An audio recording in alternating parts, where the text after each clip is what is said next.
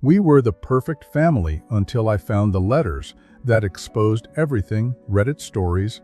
It's strange how the story of a family, which to the outside world appears so perfectly crafted, can hold within its walls a secret so deep it threatens to undo everything built over generations. Before I tell you what happened to us, you need to understand where it all began. Ours was the kind of family people admired, envied even. A sprawling old house nestled at the end of a tree-lined street in a town where everyone knew everyone. My parents, both respected in their fields, my father a celebrated architect and my mother a classical pianist, had cultivated an image of elegance, intellect, and unity. They hosted garden parties in the summer, elegant dinners in the winter, and no holiday passed without some grand family gathering that brought relatives from distant corners of the country. To the neighbors, we were the epitome of success and harmony. My younger brother Daniel and I were often paraded as the shining examples of well-raised children. Polite, talented, and seemingly inseparable. But beneath that glossy exterior, life in our house had a rhythm all its own, one that pulsed with unspoken rules and subtle tensions that an outsider would never perceive. It wasn't always like that, though. I remember the early years, when laughter seemed genuine, and the warmth in our home wasn't forced. The days when my father would build elaborate pillow forts in the living room with us, or when my mother would serenade us with lullabies until we drifted into dreams. But time has a way of reshaping people, and cracks began to form in our flawless image, hairline fractures that widened slowly, insidiously. It started after my father's promotion, when his name began appearing in glossy architecture magazines and invitations to international conferences filled our mailbox. He was gone more often, coming home with a scent of airports and strange colognes that my mother pretended not to notice. Meanwhile, my mother retreated into her music, spending hours in her soundproof studio, her melodies growing more melancholic with each passing month. Daniel and I became each other's anchor, navigating the shifting dynamics of a house that grew colder despite its grand fireplace and ornate chandeliers. Yet no matter what, family dinners remained non-negotiable, a tradition my mother upheld with near religious fervor. Every Sunday, we sat around the long oak table, polished to a mirror-like sheen, pretending that nothing had changed. Conversations were curated, topics carefully chosen to avoid uncomfortable truths.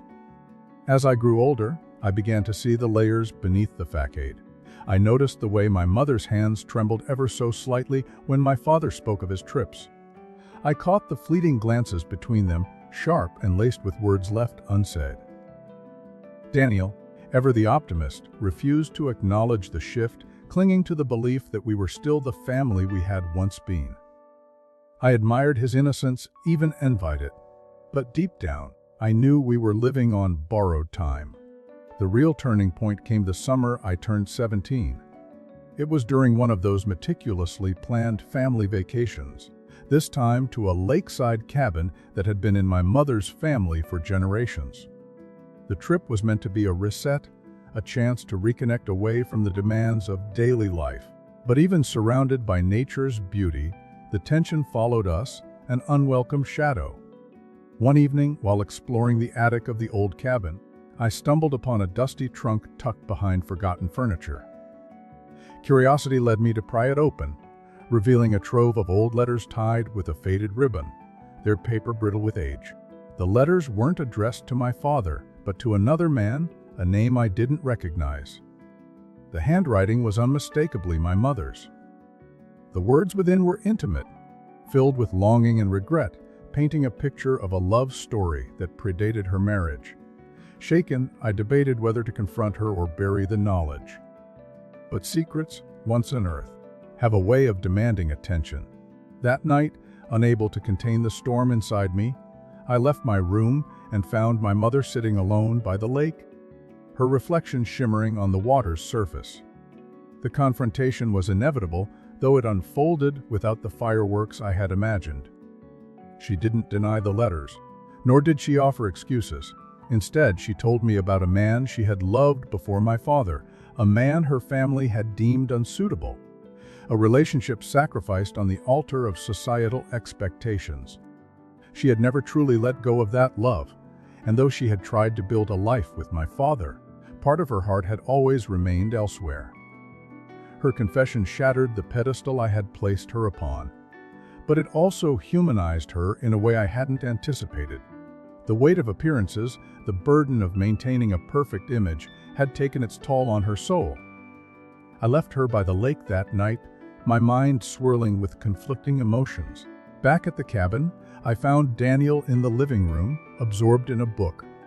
Part of me wanted to tell him, to share the secret that now bound me to our mother in a new, painful way. But I hesitated. Daniel's world was still intact, and I wasn't ready to be the one to unravel it. The rest of the vacation passed in a surreal blur. My relationship with my mother shifted subtly. There was an unspoken understanding between us now. But with my father and Daniel, I maintained the facade, unsure how to bridge the gap between truth and deception. Returning home, the weight of the secret grew heavier. I became hyper-aware of the cracks in our family's foundation. Every interaction between my parents took on new meaning, every forced smile and polite conversation a testament to the life they had constructed and the one they had lost. I withdrew into myself, my grades slipping, my friendships strained. Daniel noticed but attributed it to typical teenage angst. Months passed, and with them came a growing sense of inevitability. Secrets, like pressure behind a dam, cannot be contained forever. The breaking point arrived unexpectedly, triggered by a seemingly mundane event, a forgotten anniversary. My father had always been meticulous about dates, but that year he returned late from a business trip, having completely overlooked the occasion. The ensuing argument was unlike any I had witnessed before. Words were flung like daggers, truths long buried rising to the surface. In the chaos, my mother's past love was laid bare, her letters discovered not by me this time, but by my father during a chance search through the attic upon our return. The revelation detonated in our household, leaving emotional wreckage in its wake. Daniel was blindsided, his world crumbling as he struggled to reconcile the parents he idolized with the flawed individuals they truly were. For weeks, the house was a war zone of cold silences and venomous outbursts. My father moved into the guest room, my mother into her studio, and Daniel and I drifted in a sea of uncertainty. The unity we had once projected to the world was in tatters. Amidst the turmoil, I found myself grappling with questions that had no easy answers. Was love a choice or a prison? Was the pursuit of an ideal family worth the sacrifices demanded? In trying to maintain perfection, had we lost something more vital? Honesty, vulnerability, connection. These thoughts consumed me as I watched my family disintegrate before my eyes. Yet amidst the darkness, unexpected moments of clarity emerged. One evening, I found Daniel sitting in the garden, tears staining his cheeks. For the first time, we talked openly, not as children trying to uphold a facade, but as siblings facing the raw truth of our family's reality. We shared our fears, our disappointments, and in doing so, forged a bond deeper than any pretense of perfection. The story of our family was no longer one of unblemished harmony, but of resilience, of finding strength amidst brokenness. And though the road ahead remained uncertain, one thing had become clear: sometimes the most profound connections are born not from flawless images, but from the courage to face imperfection together. It's strange how life continues to move forward even when the ground beneath you feels permanently fractured. After that summer, after the letters, after the fight that reduced my family's golden image to jagged shards, I kept waiting for things to settle back into some version of normal. They didn't. If anything, the new rhythm of our home was one of avoidance and polite estrangement.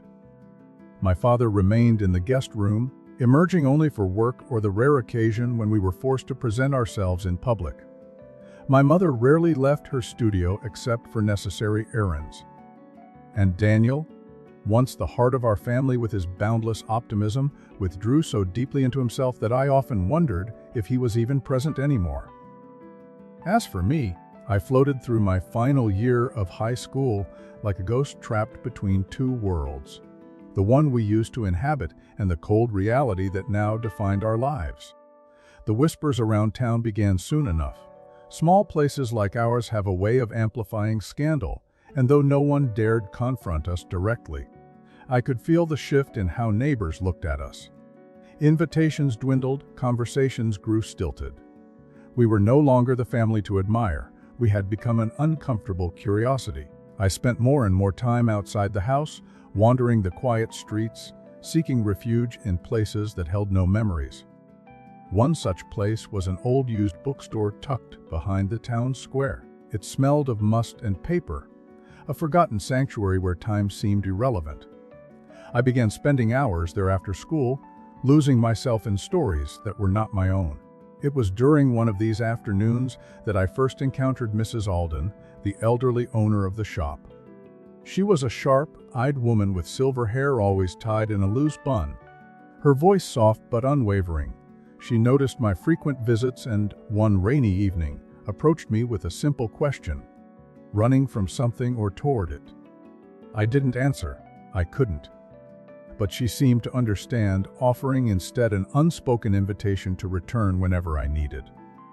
That small act of kindness became an anchor in a world that no longer made sense. At home, the fragile truce between my parents remained. They maintained the appearance of civility when necessary, especially around Daniel and me, but the warmth was gone. Meals, once vibrant affairs filled with conversation, became mechanical. The house itself seemed to reflect the change. Rooms once bright with music and laughter now echoed with silence. Yet beneath the quiet, I sensed something else brewing, an undercurrent of tension that had not yet revealed its source. The first sign came one crisp autumn morning. I was leaving for school when I overheard a hushed phone conversation from my mother's studio. Her voice, usually composed, trembled slightly. I couldn't make out the words, but the tone sent a chill through me. Later that day, I noticed an unfamiliar envelope tucked among the mail. It bore no return address, but the handwriting matched that of the old letters I had found in the cabin. Someone from her past had reached out. The implications were staggering. Had her former lover resurfaced? What did it mean for our already fragile family? Questions swirled, but I kept them to myself, unsure how to approach the truth without further shattering what little remained. Weeks passed with no clear answers. My mother grew more distant, often lost in thought, while my father seemed oblivious, throwing himself deeper into work. Daniel, meanwhile, began acting out in subtle ways, missing curfew, neglecting schoolwork, and experimenting with recklessness that was so unlike him. I tried to reach him, to bridge the gap, but my own burdens left me ill-equipped to shoulder his as well. Then, one evening, everything changed. I returned home to find an unfamiliar car parked in the driveway. My heart raced as I approached the front door, a sense of dread tightening my chest. Inside, the tension was palpable. Voices drifted from the living room, my mother's and that of a man I didn't recognize. I couldn't make out the conversation, but the raw emotion in their tones left no doubt. This was no casual visit. Without thinking, I retreated to my room, heart pounding. Minutes later, Daniel burst in, eyes wide with confusion. He had seen the man too, and unlike me, he demanded answers. For the first time since the letters, I told him everything. The attic, the old love, the recent phone call. His reaction was a mix of anger and disbelief, directed as much at me for keeping the secret as at our mother for her betrayal. We waited in my room, silent and tense, until the front door finally slammed shut. The man was gone, but the damage lingered. Later that night, our mother sought us out. She looked tired, older somehow, her composure frayed. She didn't offer excuses this time. Instead, she told us the truth. The man had been her first love, the one her family had forced her to leave behind. They had recently reconnected after years of silence. He had learned of her struggles and reached out, hoping to offer comfort, not to disrupt her life. But feelings long buried had resurfaced, leaving her torn between past and present. Her admission was raw, unvarnished.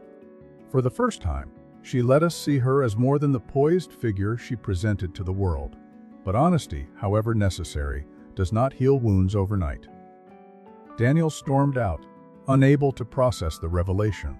I remained torn between empathy and resentment. The days that followed were a blur of strained interactions and unspoken grief. Daniel barely spoke to our mother, and my father seemed oblivious to the storm brewing beneath the surface. Or perhaps he wasn't oblivious. Perhaps he simply chose to ignore it, unwilling to confront yet another truth that threatened his carefully controlled world. I often wondered if he had known, deep down, about the letters, about her lingering love. Perhaps that was why he had buried himself so deeply in work, why he had allowed distance to grow between them. It was easier to pretend than to face the possibility that their life together had been built on a fragile foundation. As winter set in, the atmosphere in our home grew heavier. The approaching holidays, once a time of joy, now loomed like a specter. Yet amidst the darkness, life outside continued. I found solace in my visits to the bookstore, where Mrs. Alden's quiet presence offered a rare sense of peace. One snowy afternoon, sensing my turmoil, she handed me a worn journal. "Sometimes," she said, "writing can bring clarity when the world offers none." I took her advice to heart, pouring my thoughts onto the pages. My fears, my anger, my hope for something better. The act of writing became a lifeline, a way to process the chaos around me. And then, just when it seemed we had reached an uneasy equilibrium, fate intervened once more. A letter arrived, this time addressed to my father. I found it on the kitchen counter one morning, the envelope already opened, its contents scattered. My father's expression was unreadable as he read and reread the letter. When he finally spoke, his voice was hollow. The man, my mother's former lover, had made a decision.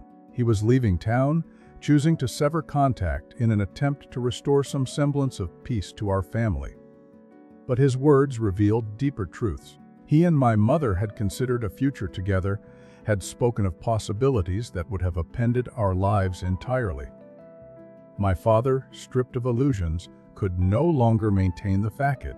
That evening, he called a family meeting. For the first time in months, we all sat together in the living room. The conversation that followed was brutal in its honesty. My father admitted his own failings. The distance, the neglect, the pride that had kept him from seeing the cracks in their marriage. My mother, in turn, confessed her struggle to let go of a love that had defined her youth. Daniel lashed out, his pain raw and unfiltered, while I remained silent, absorbing every word. By the end of the night, one truth had become undeniable: our family, as we had known it, could not continue as before. There was talk of separation, of finding new paths forward, but no decisions were made. The future hung in limbo, uncertain and fragile. In the weeks that followed, I watched as my parents navigated this uncharted territory with tentative steps. Counseling sessions were scheduled. Conversations once avoided were now confronted. Daniel slowly began to thaw, though the wounds remained deep. And I, caught between past and future, clung to the hope that from the wreckage, something new might emerge. The story of our family was no longer one of perfection. It was one of survival, of resilience, of imperfect love. And though the road ahead remained shrouded in uncertainty, one truth had become clearer: sometimes it is in the breaking that we find the strength to begin again. The strange thing about a family falling apart is how quickly your definition of normal changes. What once would have seemed unthinkable, a father sleeping in the guest room, a mother staring silently out windows for hours, a brother barely speaking, becomes the fabric of daily life. After that family meeting, there was a numb sort of relief that the truth was finally out in the open, but it didn't erase the damage. It just gave us permission to stop pretending. In the weeks that followed, we moved through the house like strangers trapped in the same orbit. Small routines held us together. My mother still cooked dinner most nights, though conversation was minimal. My father still read the paper each morning, though he no longer whistled softly as he had in the past. The tension was thick but quieter now, less explosive, more resigned. Even the air in the house seemed heavier somehow, as though the walls themselves were absorbing the weight of our collective grief. Daniel was hit the hardest. For a while, he stopped going to school altogether. He'd leave the house in the morning, but disappear to who knows where, returning after dark with red, rimmed eyes and the smell of smoke clinging to his clothes. I tried to reach him, but it was like talking to a locked door. The brother who had once been my closest ally now seemed unreachable, caught in a storm of anger and betrayal. Watching him fade like that broke something in me, but I didn't know how to save him. I didn't even know how to save myself. I buried myself in my studies, not because I cared anymore, but because it was something to do. The thought of college, of leaving this fractured home behind, became both a lifeline and a source of guilt. How could I dream of escape when everything around me was falling apart? But the alternative, staying trapped in this suffocating cycle, was unthinkable. And through it all, there was the bookstore. That dusty little shop remained my refuge, the only place where the weight of my family's collapse seemed to lift, even if only for a while. Mrs. Alden never pried, never asked uncomfortable questions. She simply let me be, offering the occasional book recommendation or gentle word when I needed it. The journal she had given me had become a constant companion. I filled its pages with everything I couldn't say aloud. The anger, the fear, the longing for some version of life that wasn't so broken. In those pages, at least, I could be honest. Winter gave way to spring, and with the change in season came a subtle shift in our home. It wasn't healing, not yet, but a kind of uneasy equilibrium. My parents began attending counseling, though neither spoke much about it. The word, separation, still hung in the air, but no final decision had been made. They seemed to be circling each other warily, unsure whether to rebuild or walk away. Daniel, after a particularly bad night that ended with a phone call from the local police, was finally convinced to start therapy. Slowly, painfully, he began to surface from the depths he'd sunk into. Our conversations remained cautious, but at least they existed again. We were both navigating unfamiliar territory, trying to find a way back to each other. It was during this fragile period that the next unexpected turn came. One rainy afternoon, I came home to find a letter waiting on the kitchen table, this one addressed to me. The handwriting was unfamiliar, the envelope simple and unmarked. Inside was a single sheet of paper, neatly folded. The message was brief but devastating. You deserve to know the full story. Meet me at the lakeside cabin. Alone. No signature, no clues as to who had sent it. My heart pounded as I read and reread the words. Was it from my mother's former lover? Someone else who knew about the letters? The possibilities were endless and terrifying. I debated telling my parents, but something stopped me. A part of me needed to know the truth, whatever it was. And so, against all reason, I went. The cabin was exactly as we'd left it, weathered and quiet beneath the gray sky. The drive there felt surreal, my mind racing with questions I couldn't answer. When I arrived, the place seemed deserted. I almost turned back, but something urged me forward. Inside, the air was thick with dust and memory. I waited hard in my throat, listening to the creaks and groans of the old wood. Then, footsteps. I turned, expecting. What? I didn't know. But the person who stepped into the room wasn't a stranger. It was my aunt, my mother's younger sister, a woman who had drifted in and out of our lives over the years, but had never seemed particularly close to us. Her presence here made no sense. She wasted no time with pleasantries. I sent the letter, she said simply. You need to understand that this didn't start with your parents. The secrets in this family go back much further. My confusion must have shown on my face because she sighed and gestured for me to sit. What followed was a story that shattered the foundation of everything I thought I knew about my family. My mother's forced separation from her first love hadn't been solely about societal expectations or appearances. It had been orchestrated, manipulated by my grandfather, a man revered in our family lore but who, according to my aunt, had been far more controlling and ruthless behind closed doors. He had used threats, lies, and even legal means to sever the relationship, going so far as to fabricate evidence of infidelity to drive them apart. My mother had never known the full extent of his machinations, believing only that her love had abandoned her. By the time the truth began to surface, it was too late. She was already married to my father, already trapped in a life chosen for her. The revelation hit me like a tidal wave. My mother's entire marriage had been built on a lie, a manipulation designed to protect my grandfather's image and control. The perfection we had all been taught to emulate was a carefully constructed illusion. Worse still, my aunt revealed that my father had known about some of this, had suspected, at least, but had chosen not to confront it, choosing instead the comfort of denial. I left the cabin that day with my head spinning, the weight of this new truth pressing down on me. How could I face my mother now, knowing the depth of her betrayal and her own victimhood? How could I look at my father, knowing he had chosen silence over honesty? And what would this mean for Daniel, who was just beginning to find his footing again? That night, I couldn't sleep. The journal became my only outlet as I poured the tangled web of emotions onto the page. In the morning, with a resolve I didn't know I possessed, I confronted my mother. The conversation was raw, painful. At first, she denied it, her instinct to protect the family legacy still strong. But when I told her what my aunt had shared, something in her broke.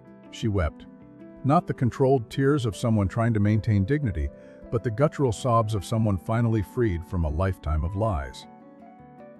In that moment, I saw her not as my mother, not as the woman who had maintained our perfect image, but as a person, a flawed, wounded human being who had been as much a victim of our family's facade as any of us. We talked for hours that day, peeling back layers of truth long buried.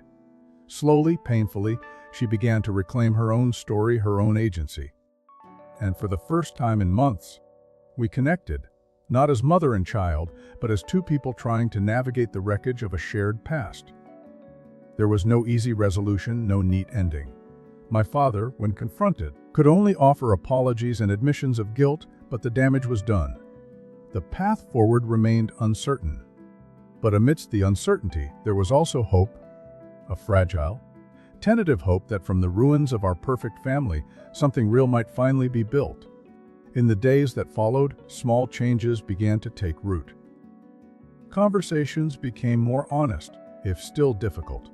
My parents continued therapy, but now with a deeper understanding of the forces that had shaped their marriage. Daniel, though still struggling, began to open up more, his anger tempered by the knowledge that the story was bigger than any of us had realized. As for me, I continued to write, to seek solace in the bookstore, to piece together the fractured narrative of our lives. The journey was far from over.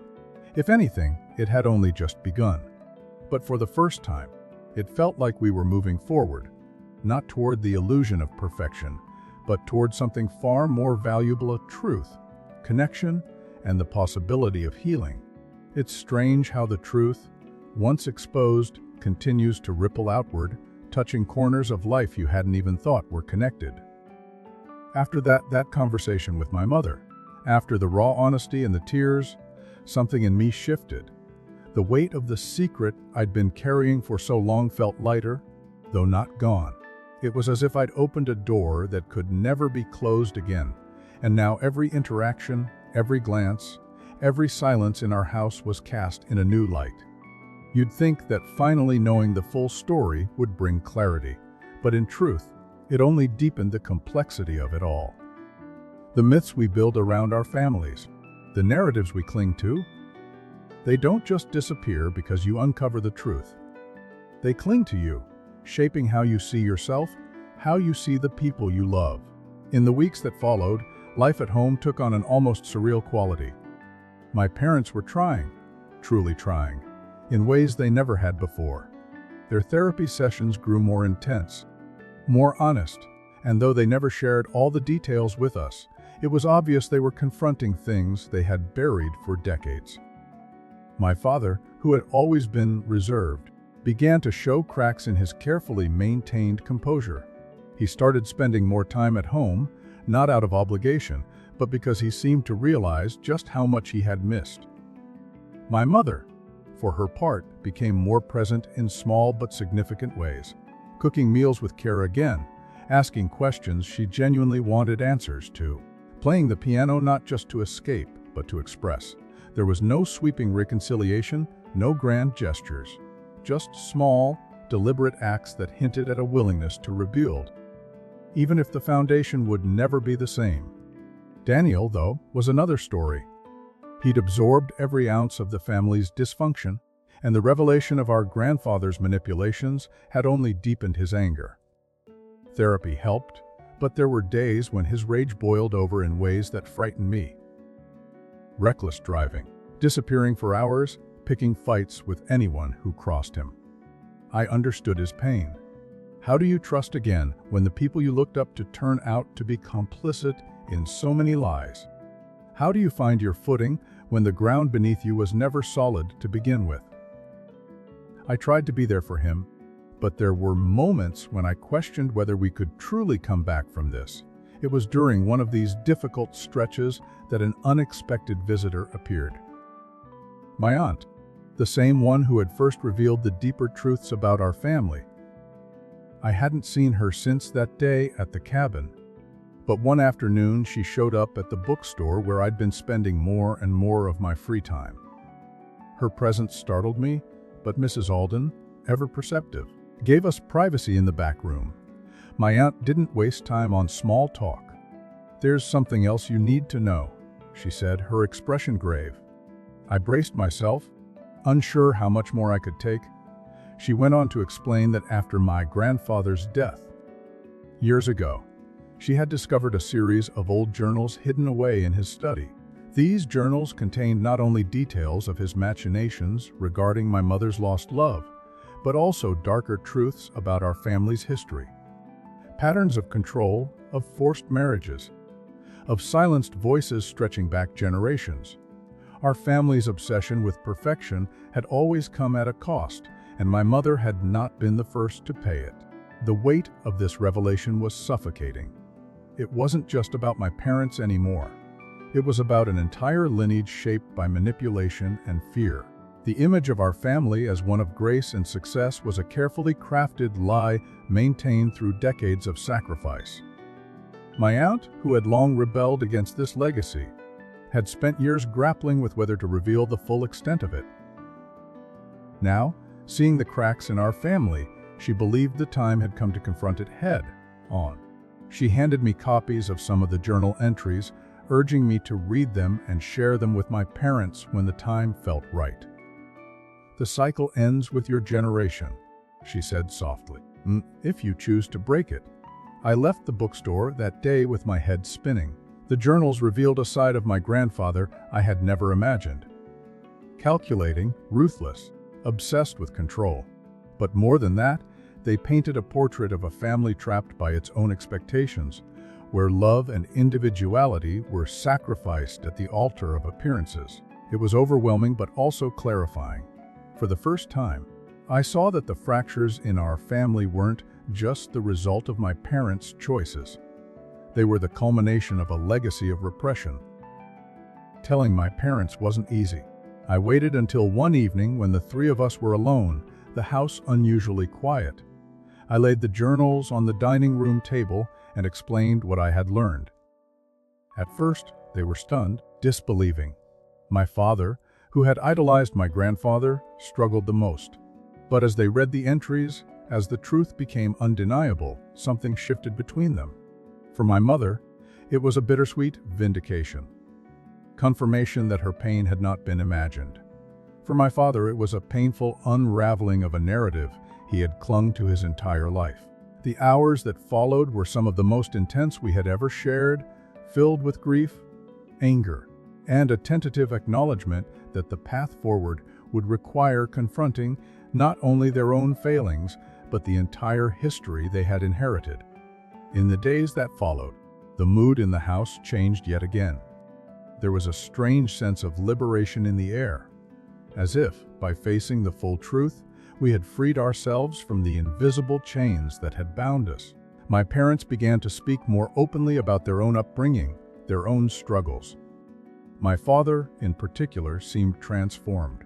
more vulnerable, more willing to admit his mistakes. For the first time, I saw the possibility of genuine healing between them, not as a return to the past, but as an entirely new beginning. Daniel remained the wild card. When I finally told him about the journals, about the deeper history of our family, he reacted with a mix of fury and exhaustion. "So it was all a lie," he said bitterly. "Hell of it." There was no easy way to answer that.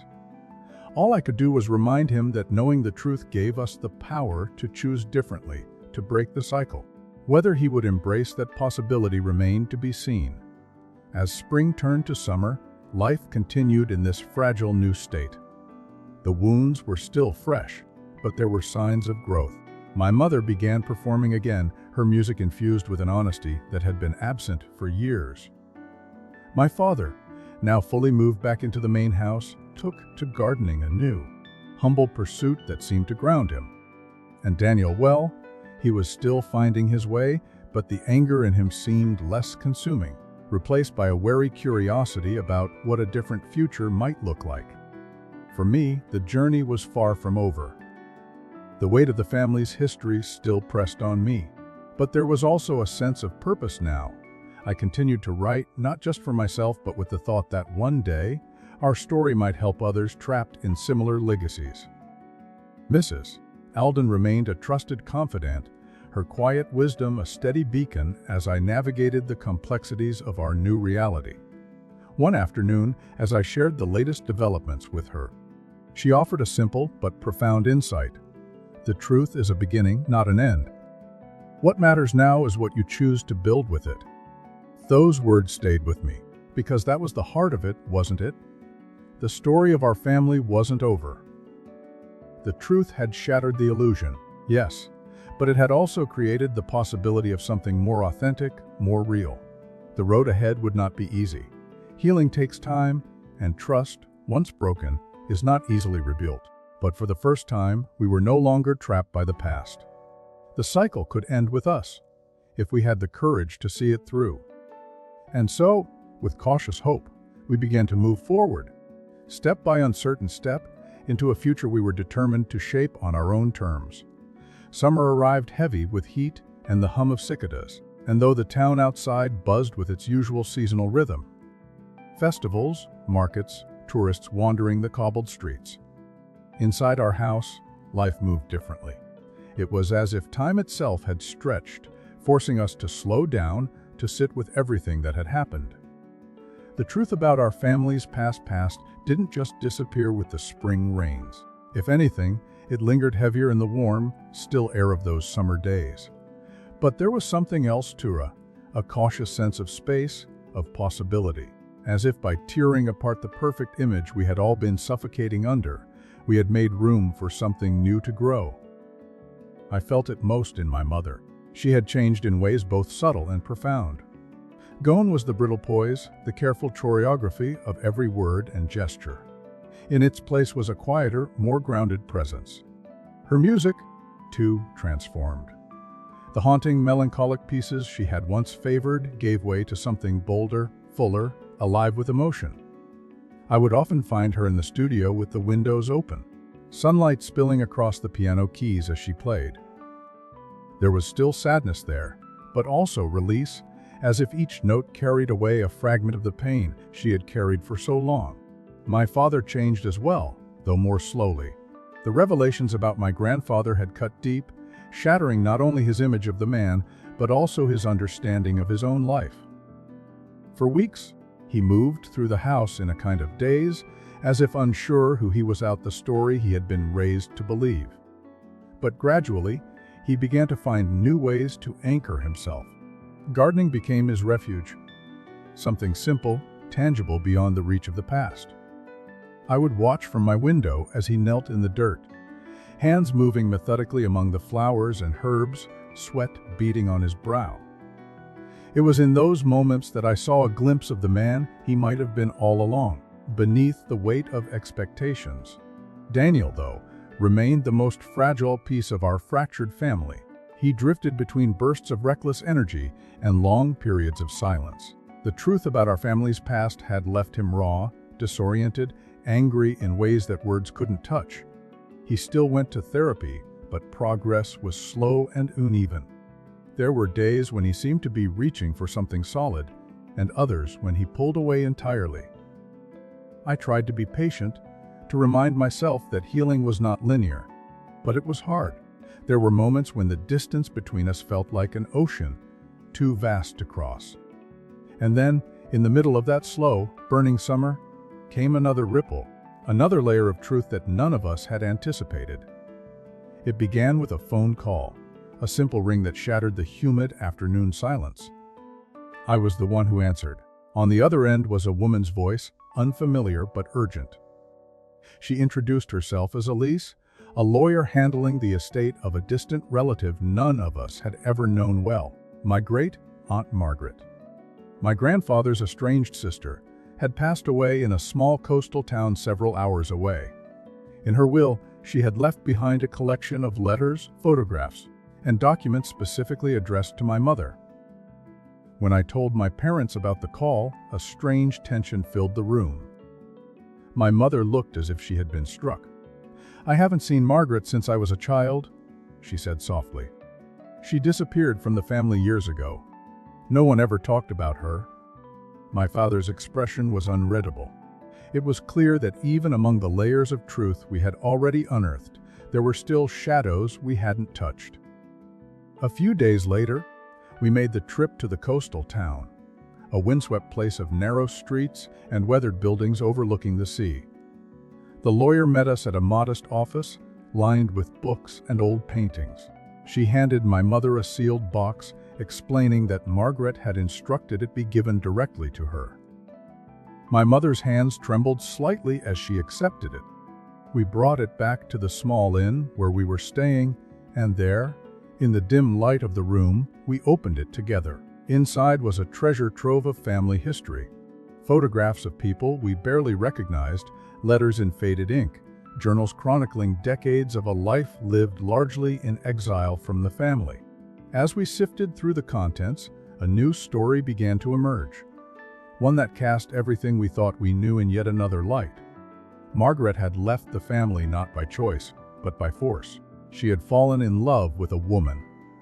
Relationship my grandfather had deemed unacceptable, a threat to the family's reputation.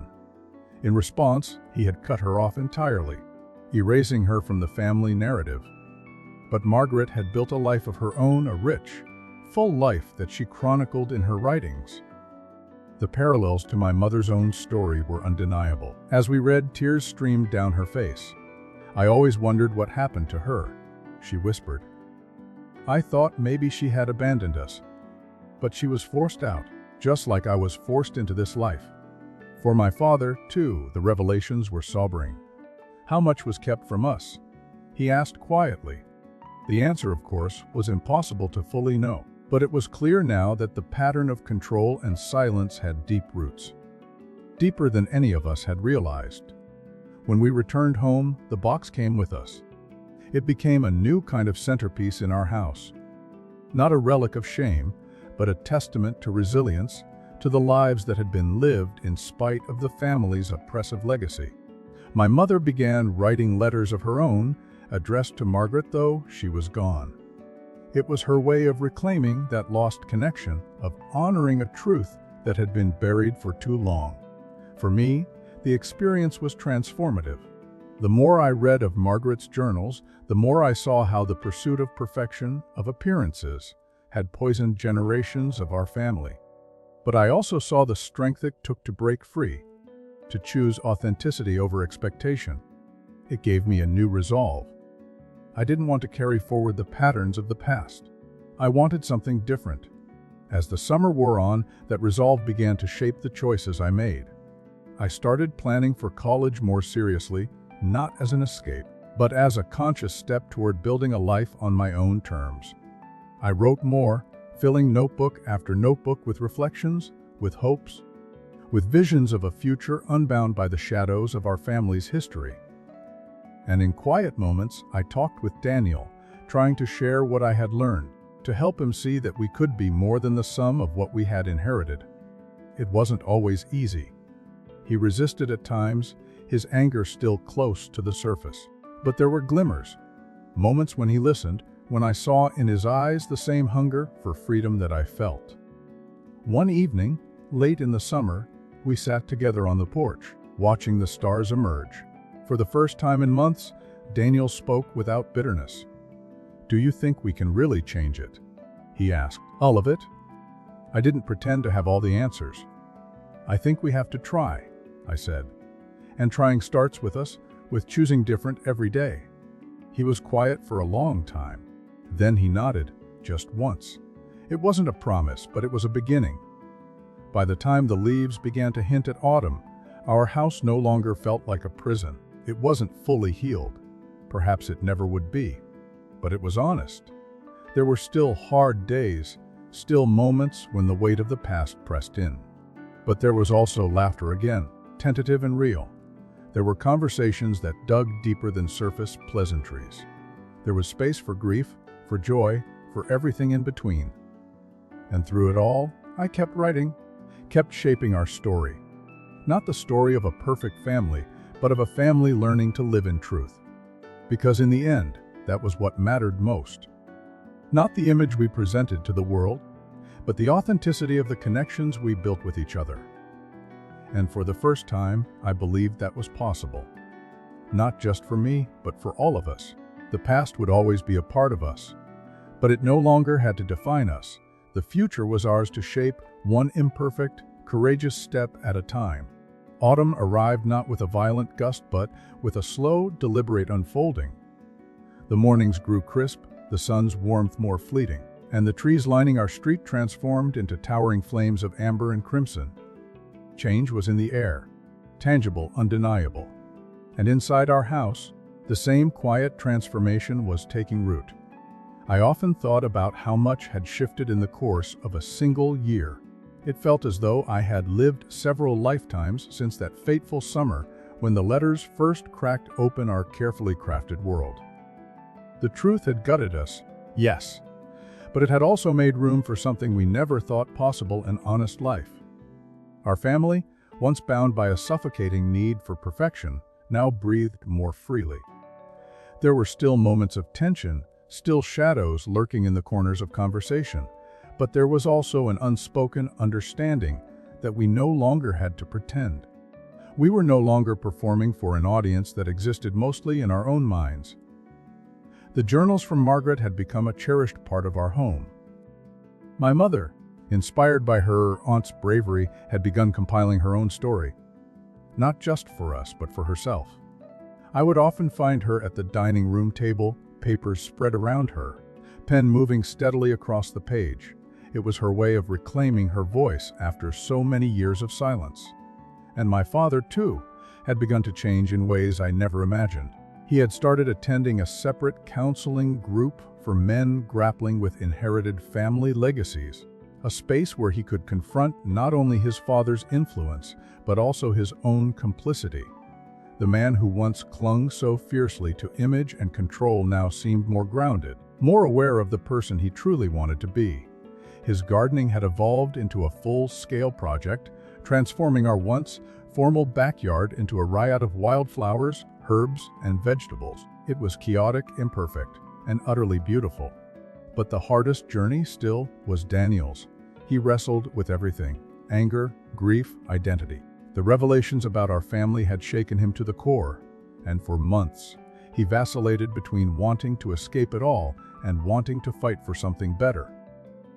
Yet slowly, through therapy, through late-night conversations on the porch, through quiet moments with me and with our parents, he began to find a fragile kind of peace. One evening, as the first chill of autumn settled in, Daniel came to me with something I hadn't expected: a small, dog-eared notebook. "I've been writing too," he admitted, eyes downcast. He handed it to me, and as I flipped through the pages, I was struck by the raw honesty within.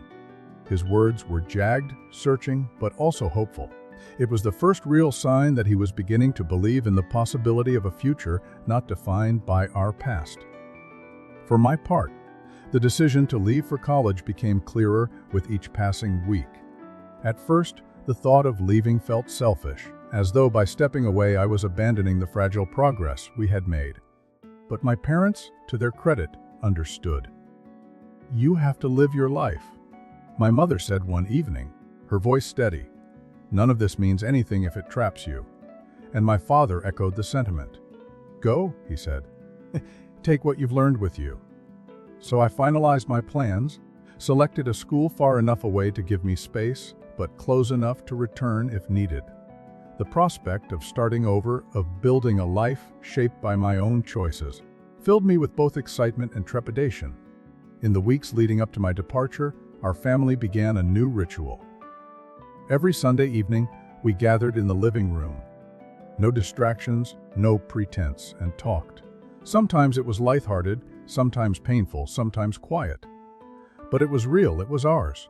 One night, during one of these gatherings, my mother brought out a faded photograph from Margaret's box. It showed a young woman, Margaret herself, laughing on a sunlit beach, her arm around the woman she had loved. She lived her truth, my mother said softly, even when it cost her everything. The words hung in the air, heavy with meaning. That moment crystallized something in me. We couldn't erase the past, couldn't undo the pain inflicted by generations of silence and control. But we could choose to honor the truths that had been hidden, to live differently moving forward. The day I left for college dawned cool and clear. I woke early, my room half-packed, the familiar weight of anticipation and uncertainty pressing on my chest. My parents helped me load the car, their movements careful, deliberate. Daniel stood off to the side, arms crossed, a complicated mix of emotions flickering across his face. When it was time to go, there were no grand speeches, no dramatic farewells, just long lingering hugs and quiet words. "We're proud of you," my mother whispered. "Go make a life you're proud of." My father, eyes shining, simply said, "Remember who you are, not who we were told to be." And Daniel, after a long pause, pulled me into a fierce embrace. "Don't forget about us," he murmured. "I won't," I promised. "And neither will you." The drive to campus was surreal. With every mile, I felt the distance from home growing, but also a sense of clarity settling in. The road ahead was unknown, unmarked, but it was mine. And that, more than anything, was what we had fought for. My first days at college were a whirlwind of new faces, new experiences, new freedoms. There were moments of loneliness, of doubt, but also moments of exhilaration. For the first time, I was living a life not defined by the expectations of my family, but by my own choices. I called home often, checking in, sharing stories. The conversations with my parents and with Daniel were different now. More open, more real. They shared their own struggles, their own small victories. We were all learning how to live beyond the shadows of our past. Then, one crisp autumn afternoon, as I sat beneath a tree on campus with my journal open in my lap, my phone buzzed with a message from Daniel. A photo, attached to a simple caption, "We finally did it." The image showed our parents standing in the backyard, arms around each other, smiling, not the forced smiles of old, but something genuine, if tentative. In the background, wildflowers bloomed in chaotic bursts of color. I stared at the image for a long time, tears welling in my eyes. We had come so far, and though the road ahead would undoubtedly hold more challenges, more moments of reckoning, there was something undeniable now. A thread of hope connecting us, pulling us forward. That evening, as the sun dipped below the horizon, I wrote in my journal, "The story of our family is not one of perfection. It is a story of survival, of breaking cycles, of choosing truth over image. It is a story still being written day by day, choice by choice. And in that, there is freedom." And so, beneath the turning leaves, I began the next chapter. Not just of my life, but of the story we had reclaimed from the ruins of our perfect family. The future was unwritten, but for the first time, it was truly ours. Thanks for watching the video, subscribe, and like the video.